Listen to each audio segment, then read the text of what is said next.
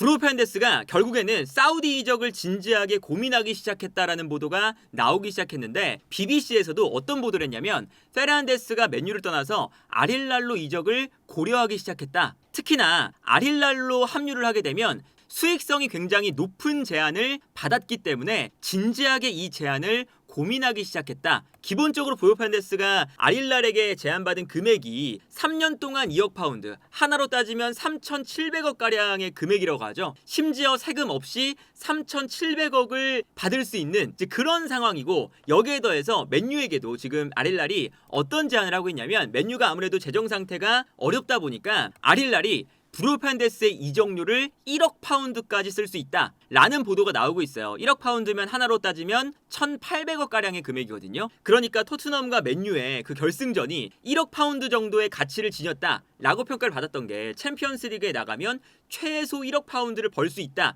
이런 얘기였었잖아요. 그러니까 그 금액을 사실은 브루노 페르난데스를 판매를 하게 되면 현재 맨유가 벌 수 있는 상황이다 보니까 굉장히 뭐 팀적으로도 그렇고 브루노 페르난데스 선수적으로도 그렇고 굉장히 수익성 있는 제안이잖아요. 그래서 이 수익성 있는 제안을 브루노 페르난데스가 고민하고 있고, 이 근거가 어떤 근거냐면 브루노 페르난데스의 에이전트가 지난 며칠 동안 알힐랄 관계자들과 만났다. 그러면서 브루노 페르난데스가 클럽 월드컵에서도 참가할 수 있는 방안에 대해서 논의를 하기 시작했다라는 얘기가 나왔어요. 실제로 어떤 보도까지 나왔냐면 브루노 페르난데스의 에이전트가 알힐랄과 회담을 가졌는데 이 회담에서 2억 파운드, 그러니까 2년 동안 3,700억 이 금액에 대한 내용을 논의하기 시작했다. 그리고 이게 왜 그러냐면 브루노 페르난데스의 에이전트가 리야드 포시즌스 호텔 앞에서 포착이 되는 이런 사진도 찍혔어요. 그러니까 브루노 페르난데스의 에이전트가 알힐랄이 있는 리야드로 가서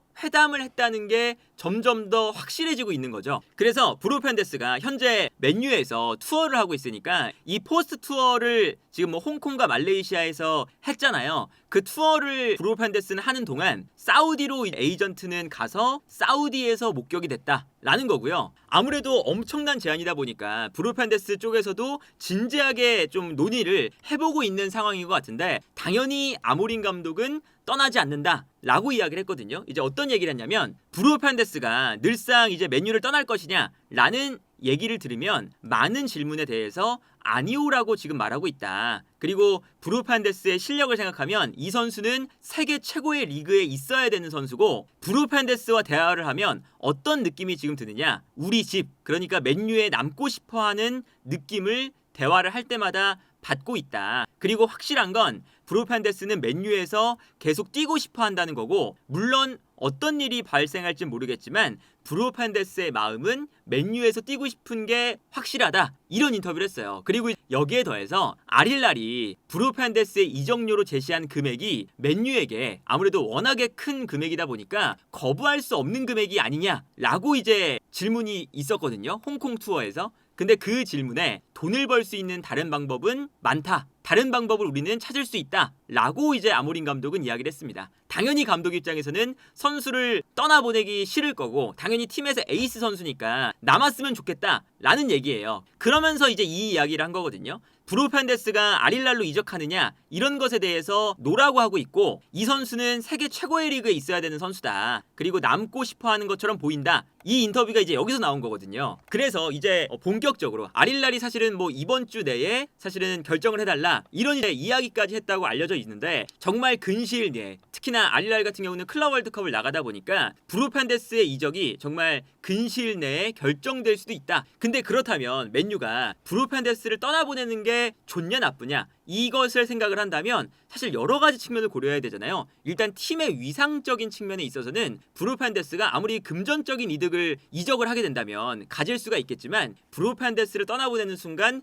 팀의 위상 자체가, 사실 브루노 페르난데스가 물론 이제 나이가 들어가고 있지만 그래도 여전히 전성기에 있는 나이거든요. 그렇다면 이 전성기에 있는 에이스를 맨유가 사우디 알힐랄에게 뺏긴다. 그리고 심지어 돈이 필요해서 뺏긴 것이다. 그리고 이것은 챔피언스리그에 못 나갔기 때문에 비롯된 재정적인 문제 때문에 브루노 페르난데스를 지키지 못했다. 이런 것들이 결부가 되면서 팀의 위상적인 측면에 매우 큰 손해가 발생할 수 있는 이적이거든요. 당장 최근에 델랍이 맨유가 아니라 첼시를 선택할 때 어떤 보도가 나왔냐면 투엘 감독이 이제 아무래도 잉글랜드 국가대표팀 감독이니까 델랍에게 어떤 조언을 했느냐, 챔피언스 리그에 출전하는 것이 월드컵 스쿼드에 합류할 수 있는 좋은 기회다 라고 조언을 했다는 이야기가 나왔어요. 그렇다는 건 델랍이 맨유가 아니라 첼시를 선택한 게 챔피언스 리그를 나가기 때문이다 라고 생각을 해서 선택을 한 거잖아요. 여기부터 사실은 맨유라는 이 팀의 위상이 아무래도 이번 시즌이 너무나 순위가 낮고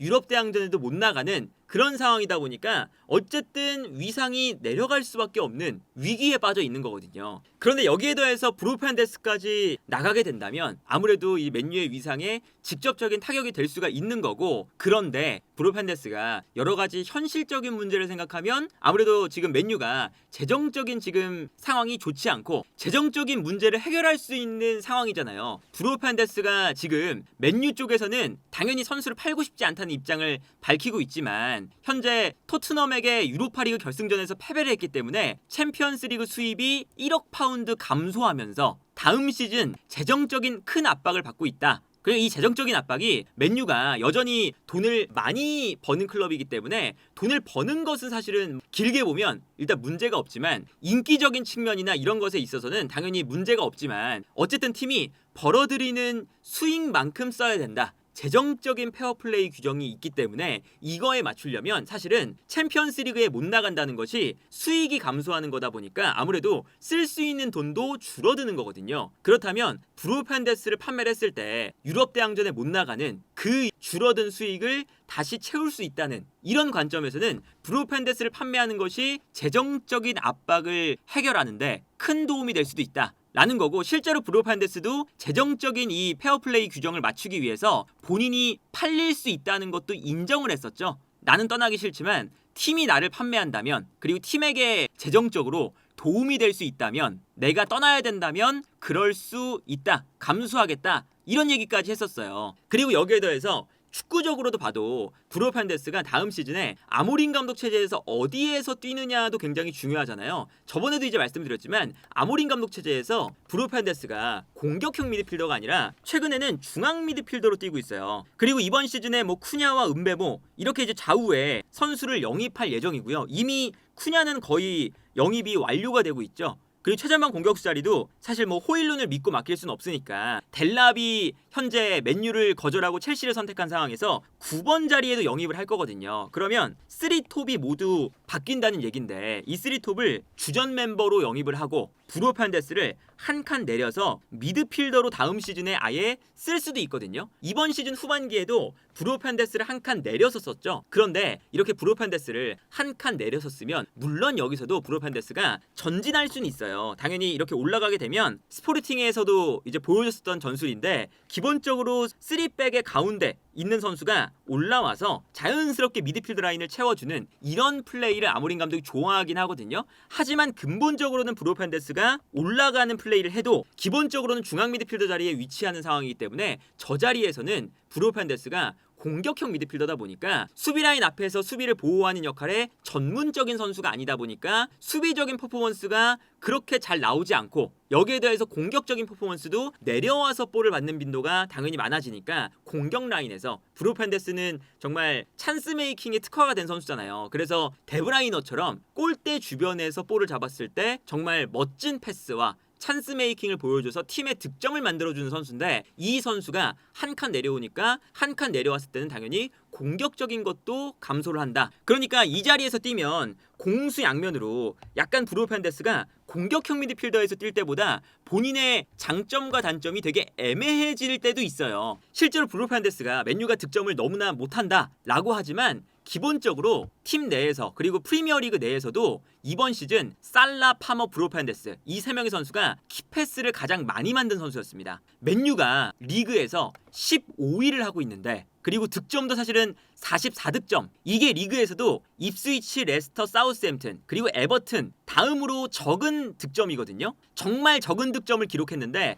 그럼에도 불구하고 브루 페르난데스는 키패스를 가장 많이 기록한 선수예요. 그리고 파이널 서드 공격 지역으로 패스를 보낸 횟수는 브루 페르난데스가 그바르를 다음으로 많습니다. 이거는 브루 판데스가 중앙 미드필더로도 뛰었기 때문에 내려와서 볼을 잡은 다음에 공격 지역으로도 패스를 계속 공급을 한 거예요. 그러니까 전반기에는 공격형 미드필더, 후반기로 들어오면서 점점 더 중앙 미드필더로 뛰는 시간이 많아지면서 공격 지역으로 보내주는 패스도 늘어났다. 정말 이런 핵심적인 선수인데 특히나 이 공격적인 찬스 메이킹에 정말 뛰어난 모습을 보여주는 여전히 프리미어리그 내에서 최고의 플레이메이커인데 이 선수가 약간 중앙 미드필더 자리에서 뛸 거라면 공격적인 면이 100% 발휘가 안 되니까 그리고 수비적인 면에서도 약간의 마이너스가 발생을 하다 보니까 그렇다면 아예 재정적인 압박을 풀어낼 수 있는 브루 판데스의 엄청난 몸값을 받으면서 브루 판데스를 애매하게 쓰느니 떠나보내는 것도 현실적인 선택 중에 하나다. 그래서 오히려 최전방에 새로 영입된 3톱